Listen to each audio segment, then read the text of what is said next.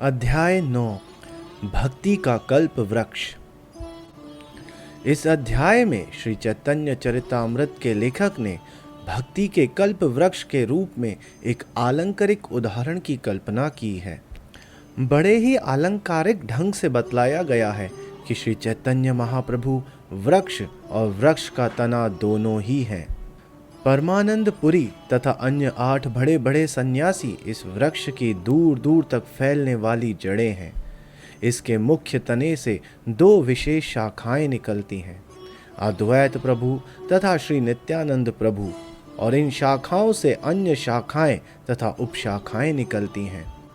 यह वृक्ष सारे जगत को घेरे हुए है और इसके फल हर एक को वितरित होने हैं। इस तरह चैतन्य महाप्रभु रूपी वृक्ष समग्र संसार को मोहने वाला है। ध्यान रहे कि यह आलंकारिक उदाहरण चैतन्य महाप्रभु के उद्देश्य की व्याख्या करने के निमित्त है। तो आइए आरंभ करते हैं अध्याय 9 भक्ति का कल्प वृक्ष। मैं अखिल जगत के गुरु श्री कृष्ण चैतन्य महाप्रभु को सादर नमस्कार करता हूँ, जिनकी कृपा से एक कुत्ता भी महासागर को पार कर सकता है। उन श्री कृष्ण चैतन्य की जय हो जो गौर हरि कहलाते हैं। अद्वैत आचार्य तथा नित्यानंद प्रभु की जय हो। श्रीवास ठाकुर इत्यादि चैतन्य महाप्रभु के भक्तों की जय हो। मैं अपनी सारी इच्छाओं की पूर्ति के लिए उनके चरण कमलों का स्मरण करता हूँ। मैं छहो गोस्वामियों रूप सनातन भट्ट रघुनाथ, श्री जीव गोपाल भट्ट तथा दास रघुनाथ का भी स्मरण करता हूँ। इन सारे वैष्णवों तथा गुरुओं की कृपा से ही मैं श्री चैतन्य महाप्रभु की लीलाओं और गुणों के बारे में लिखने का प्रयास कर रहा हूँ। चाहे जानकर हो अथवा अनजाने में, मैं आत्मशुद्धि के लिए ही यह पुस्तक लिख रहा हूँ। मैं पूर्ण पुरुषोत्तम भगवान श्री चैतन्य महाप्रभु की शरण लेता हूँ, जो स्वयं कृष्ण प्रेम रूपी वृक्ष हैं, इसके माली हैं और इसके फलों के प्रदाता तथा भोक्ता दोनों हैं। चैतन्य महाप्रभु ने सोचा, मेरा नाम विश्वंबर अर्थात अखिल ब्रह्मांड का पालन करने वाला है। यह नाम तभी सार्थक बनेगा यदि मैं अखिल ब्रह्मांड को भगवत प्रेम से भर दूं। इस प्रकार सोचते हुए उन्होंने माली का कार्य स्वीकार किया और नवद्वीप में एक उद्यान लगाना प्रारंभ कर दिया। इस प्रकार महाप्रभु भक्ति रूपी कल्प वृक्ष को इस पृथ्वी पर ले आए और स्वयं इसके माली बने। उन्होंने बीज बोया और उसे अपनी इच्छा रूपी जल से सींचा। कृष्ण भक्ति के आगार श्री माधवेंद्र पुरी की जय हो। वे भक्ति के कल्प वृक्ष हैं और उन्हीं में भक्ति का प्रथम बीज अंकुरित हुआ। इसके बाद भक्ति का बीज श्री ईश्वर पुरी के रूप में अंकुरित हुआ और फिर श्री चैतन्य महाप्रभु जो स्वयं माली थे, उस भक्ति रूपी वृक्ष का मुख्य तना बने। अपनी अचिंत्य शक्तियों के कारण महाप्रभु एक साथ माली, तना तथा शाखाएं बने।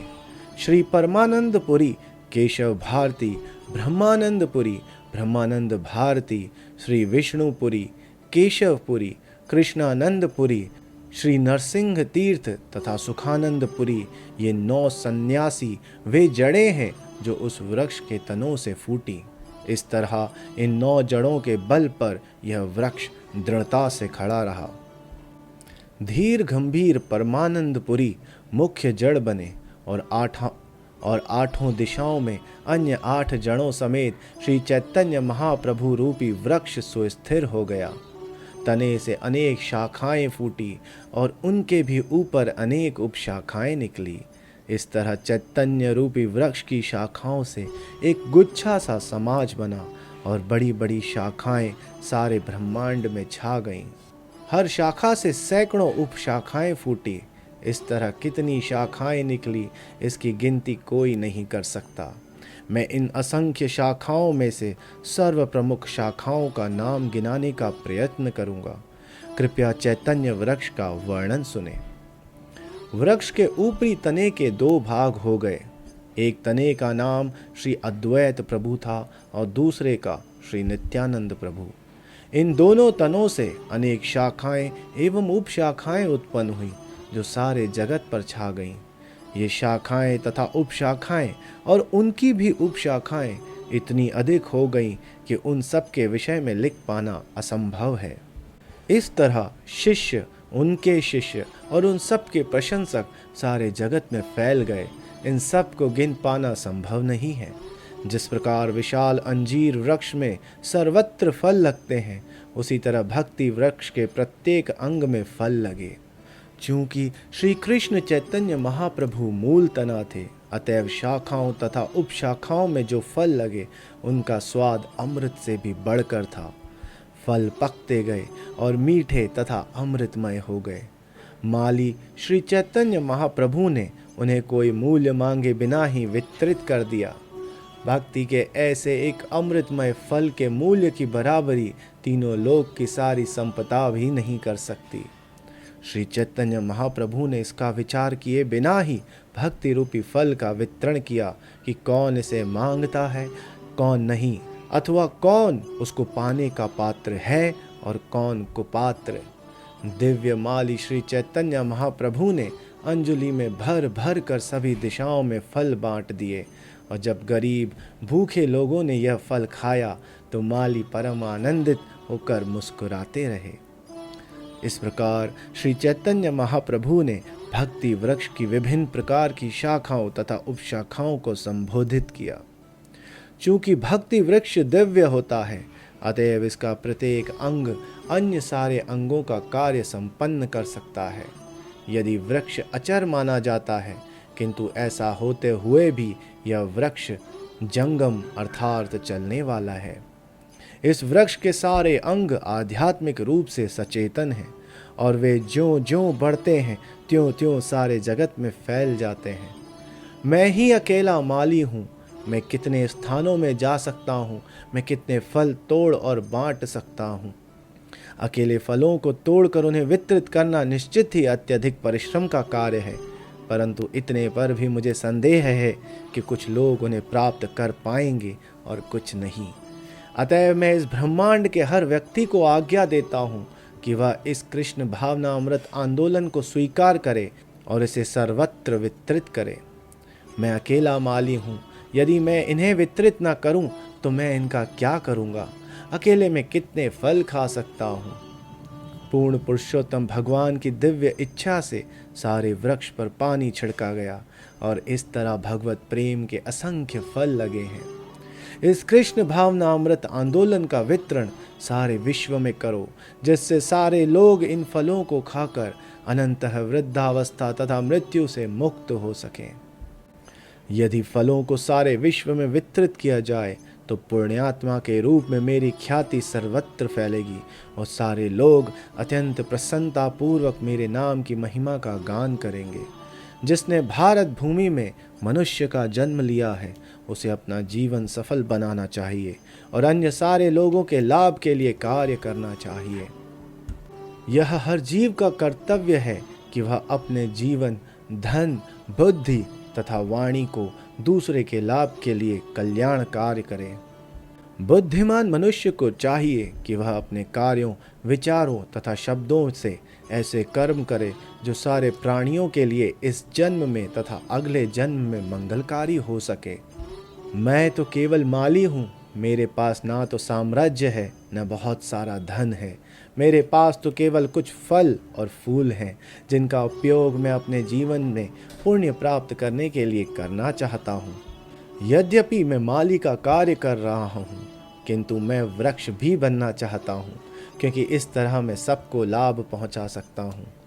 ज़रा देखो तो ये वृक्ष किस तरह हर जीव का पालन कर रहे हैं। इनका जन्म सफल है, इनका आचरण महापुरुषों जैसा है, क्योंकि जो कोई भी वृक्ष से कुछ मांगता है वह कभी निराश होकर नहीं जाता। इस वृक्ष के वंशज अर्थात श्री चैतन्य महाप्रभु के भक्त महाप्रभु से यह प्रत्यक्ष आदेश पाकर अत्यंत प्रसन्न थे। भगवत प्रेम का फल इतना स्वादिष्ट होता है कि भक्त इसको जहाँ कहीं भी बांटता है, विश्व भर में कहीं भी जो इस फल का आस्वादन करता है वह तुरंत मदमस्त हो उठता है। श्री चैतन्य महाप्रभु द्वारा वितरित भगवत प्रेम रूपी फल इतना मादक है कि जो भी पेट भर खाता है वह तुरंत ही उससे उन्मत्त हो उठता है और स्वतः ही कीर्तन करता, नाचता, हंसता और आनंद लेता है। जब महान माली श्री चैतन्य महाप्रभु देखते हैं कि लोग कीर्तन करते हैं, नाचते हैं और हंसते हैं और कुछ लोग भूमि पर लोटपोट होते हैं तथा कुछ हुंकार भरते हैं, तो वे परम आनंदित होकर मुस्कुराते हैं। यह महान माली श्री चैतन्य महाप्रभु स्वयं इस फल को खाते हैं। फल स्वरूप वे निरंतर उन्मत्त रहते हैं, मानो असहाय एवं मोहग्रस्त हो। महाप्रभु ने अपने संकीर्तन आंदोलन से हर एक को अपनी तरह मत्त बना दिया है। हमें ऐसा एक भी व्यक्ति नहीं मिलता जो उनके संकीर्तन आंदोलन द्वारा मदमस्त न हो उठा हो। जिन लोगों ने पहले ही श्री चैतन्य महाप्रभु को शराबी कहकर उनकी आलोचना की थी, उन्होंने भी फल खाया और वे बहुत अच्छा कहकर नाचने लगे। महाप्रभु द्वारा भगवत प्रेम रूपी फल के वितरण का वर्णन करने के बाद अब मैं चैतन्य महाप्रभु रूपी वृक्ष की विभिन्न शाखाओं का वर्णन करना चाहूँगा। श्री रूप और श्री रघुनाथ के चरण कमलों में प्रार्थना करते हुए और उनकी कृपा का सदैव आकांक्षा करते हुए मैं कृष्णदास उनके चरण चिन्हों पर चलते हुए श्री चैतन्य चरितामृत का वर्णन कर रहा हूँ।